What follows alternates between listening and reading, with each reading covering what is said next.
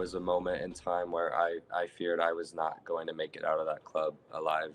Um, and I have never prayed so sincerely and quickly in my life as I did in that moment.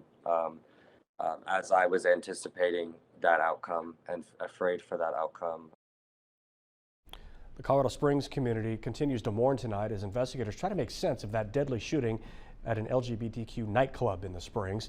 New information tonight about the shooting. A total of those injured has been reduced now to 17, directly related to the shooting, and one other injured in the melee afterwards.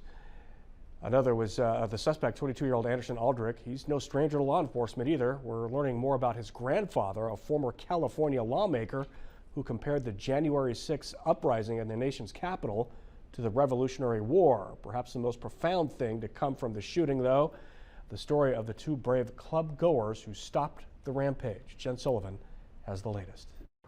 A growing memorial of flowers and messages of love outside of Club Q in Colorado Springs. A city in mourning after a gunman opened fire inside the gay club, killing at least 5 people and injuring 19 others.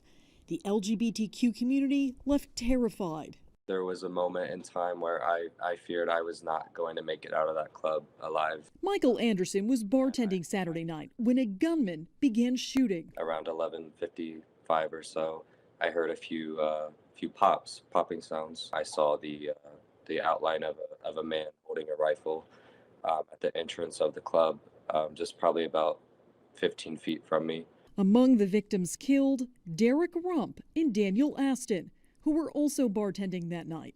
The horrific shooting leaving the city shaken. We are both grieving, angry, concerned, worried. The shooting lasted minutes. Authorities say 2 clubgoers stopped the shooter from continuing his rampage. Without their heroic actions, police say it could have been much worse. We know that he had a long gun, an AR-style weapon, and that was the main weapon that he did utilize during this shooting. He additionally had a second handgun. Police identifying the suspect as 22-year-old Anderson Aldrich, who faces 5 counts of first-degree murder, among other charges. I'm Jen Sullivan reporting.